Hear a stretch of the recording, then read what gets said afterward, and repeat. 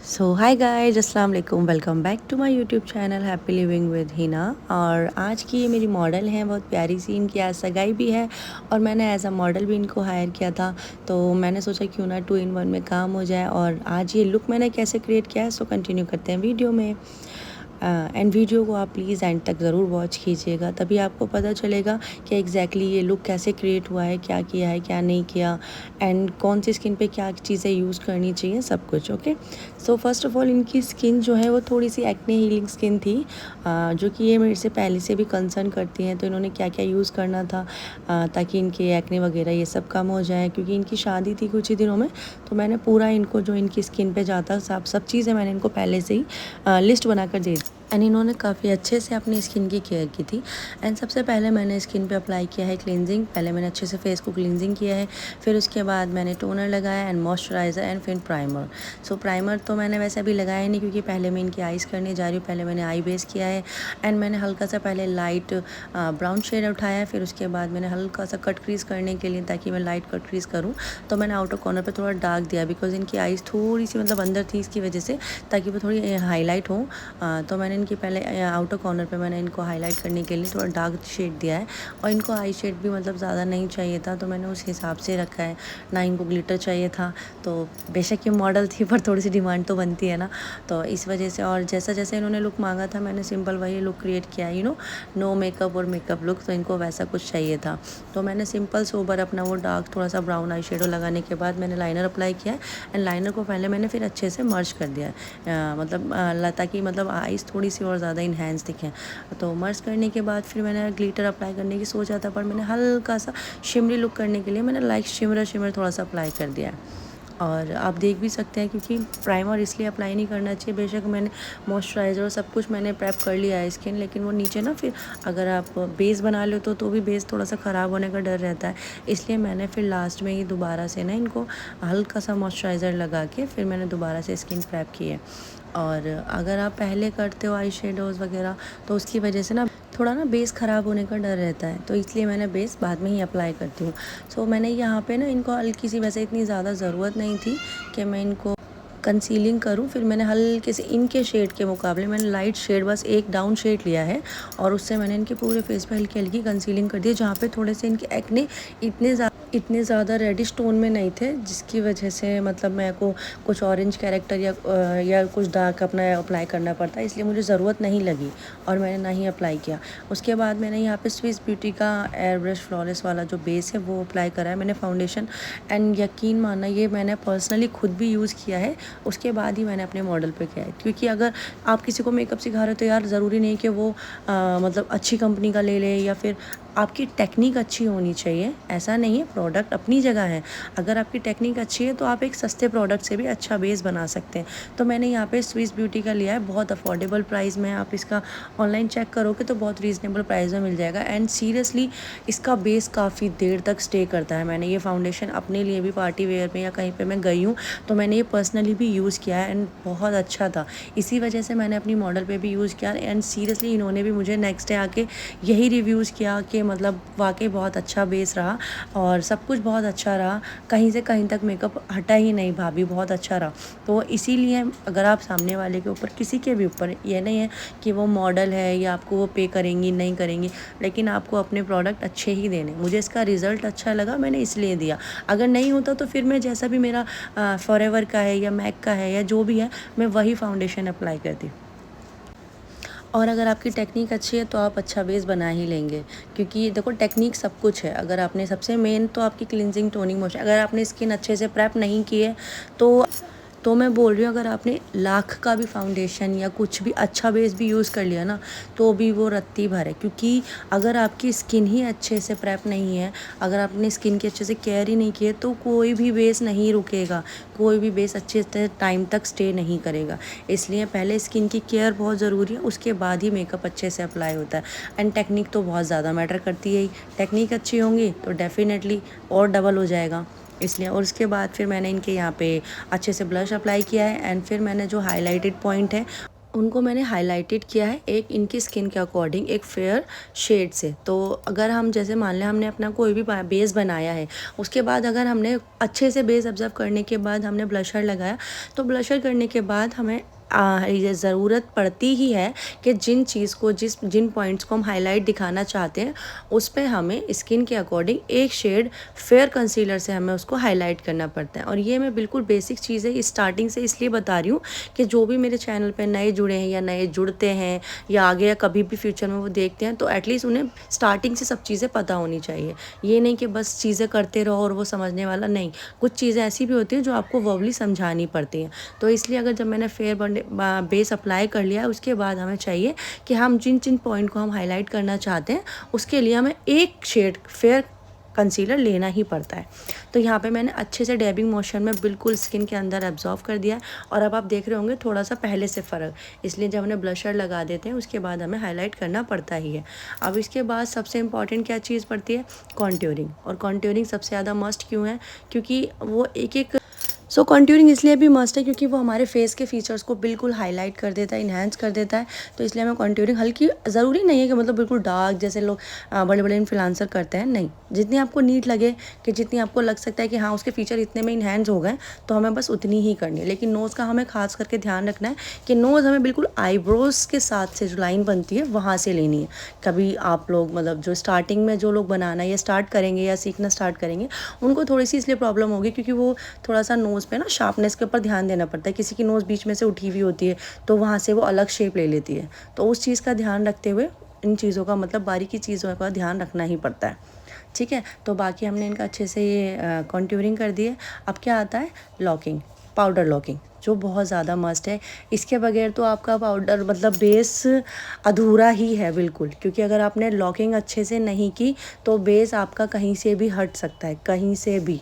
जो आप देख रहे हो आजकल ड्रैग प्रूफ मेकअप ये वो, तो देखो यार, ड्रैग प्रूफ हो या कुछ भी हो, ऐसा कोई भी बेस नहीं बना है कि अगर आप खारिश करोगे या वाइप आउट करोगे तो मेकअप नहीं जाएगा। नहीं यार, इस बेस है यार, वो कोई बिल्ला पट्टी नहीं है कि आपने उसे खींची तो वो कहीं से हटेगी ही नहीं।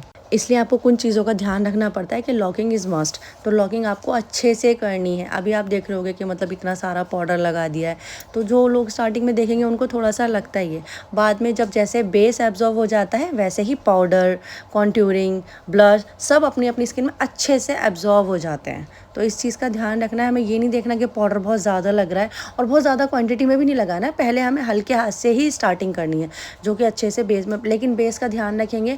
कोई भी चीज़ हम अप्लाई करेंगे, बेस लेंगे या कॉन्ट्यूरिंग करेंगे या फिर हम पहले उसको स्किन को न्यूट्रलाइज़ करेंगे, तो हमें हर एक चीज़ के अंदर 5-5, 10-10 सेकंड का गैप लेना ही पड़ेगा, जब तक वो हल्का सा स्किन में एब्जॉर्ब ना हो जाए, थोड़ा सा सूख ना जाए। अगर आप गीले पे ही मतलब बेस अभी आपने लगाया है, अप्लाई किया है और आप तुरंत के बाद ही उसके बाद ही अपना पाउडर अप्लाई करना स्टार्ट कर दिया, तो वो पैची स्किन हो जाएगी। वो फिर आप चाहकर भी कुछ कर लोगे वो नहीं हो पाएगा ठीक। इसलिए हर एक चीज़ को 5 से 10 सेकंड का, 10 से 15 सेकंड का टाइम आपको देना ही है। हर चीज़ में आपको इतना टाइम लेना ही है और वो यूजुअली हो भी जाता है। जैसे आप कुछ सामान उठा रहे हो या कुछ करो तो वो उस चीज़ में हो जाता है। इनकी आइज़ थोड़ी सी छोटी है, तो यहाँ पे मैं वाइट काजल अप्लाई कर रही हूँ इन्हेंस करने के लिए।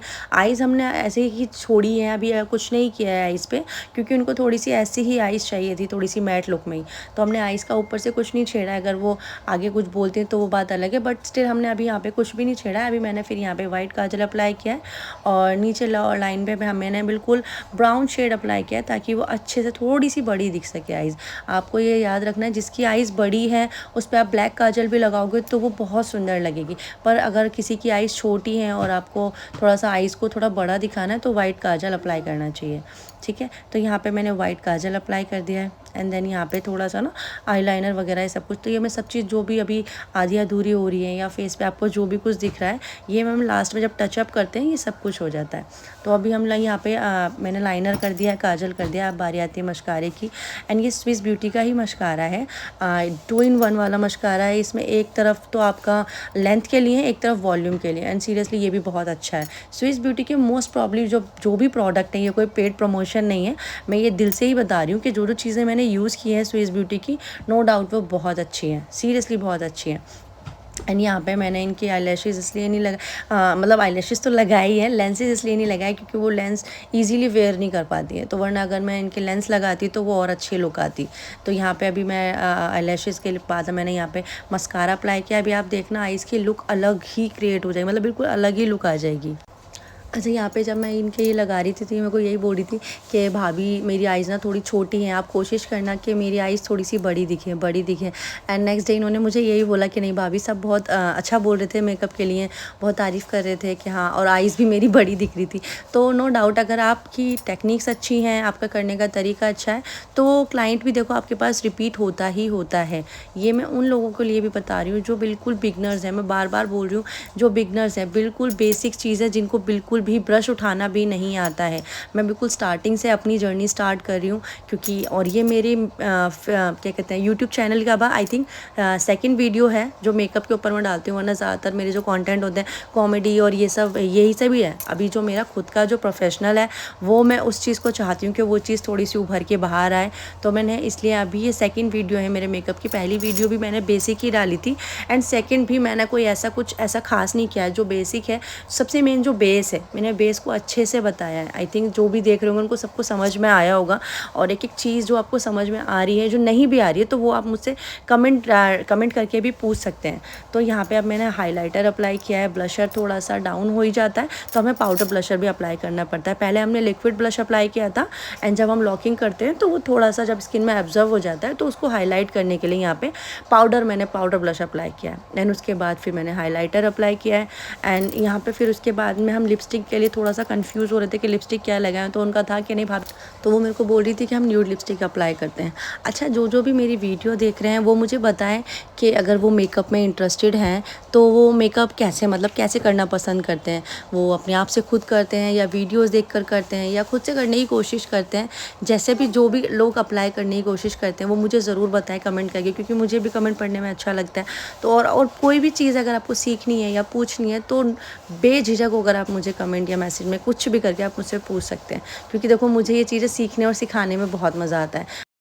क्योंकि देखो मैंने भी मेकअप किसी से नहीं सीखा है, मैंने भी वीडियो से, इधर उधर इंस्टाग्राम के पेजेस से, जैसे पारुल गर्ग मैम हो गई और गुनीत मैम हो गई, लीना भूषण हो गई, जिसका भी मेकअप मुझे अच्छा लगता है, जिसका भी कंटेंट, जिसकी भी वीडियो, किसी के आई मेकअप, किसी का बेस, तो मैंने भी इधर उधर से देखकर ही खुद से क्रिएट करना स्टार्ट किया।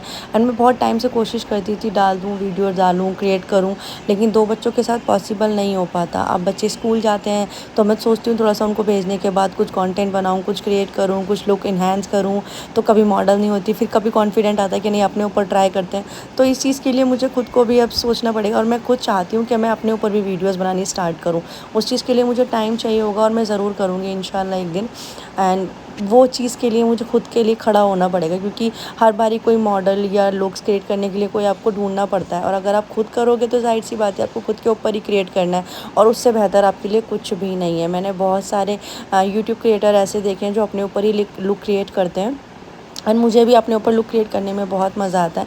इंशाल्लाह नेक्स्ट वीडियो जो होगी वो मेरे खुद के लुक के ऊपर होगी, और मैं अपने ऊपर ही क्रिएट करूँगी। जो भी आगे से कोई भी लुक मैं क्रिएट करूँगी तो इंशाल्लाह वी विल शेयर यू। सो अभी मैं यहाँ पे इनके ऊपर न्यूड लिपस्टिक अप्लाई कर रही हूँ, और इनको था कि न्यूड लिपस्टिक ही चाहिए, तो मैंने पहले न्यूड लिपस्टिक ही लगाई है। तो यहाँ पे मैं इनके ऊपर शेड अप्लाई कर रही हूँ, स्विस ब्यूटी का है, पता नहीं शेड कौन सा है, मैं देखकर बाद में नीचे डिस्क्रिप्शन बॉक्स में मेंशन कर दूँगी। और ये मैंने वही लिपस्टिक अप्लाई करा है, एंड ये मैंने कर तो दिया था, फिर पता नहीं इनका भी माइंड सेट नहीं हुआ, मेरा भी नहीं हुआ। फिर मैंने अभी आप देखकर बताना कि आपको ये लिपस्टिक अच्छी लग रही है या इसके बाद जो मैंने दूसरी लिपस्टिक अप्लाई करी है वो अच्छी लग रही है। मुझे ये भी ठीक लग रही थी, पर लुक के अकॉर्डिंग जो मैंने फिर दूसरी अप्लाई करी थी मुझे वो ज़्यादा बेहतर लगी। आप मुझे देखकर ज़रूर बताना कि आपको कौन सी लिपस्टिक ज़्यादा बेहतर लगी, ये वाली या जो सेकंड मैंने लगाई है वो वाली। एंड पूरी वीडियो को लास्ट तक ज़रूर देखना, तभी आपको एक एक चीज़ समझ में आएगी, और जो कुछ पूछना होगा तभी आपको समझ में आएगा कि आपको क्या पूछना है और क्या नहीं।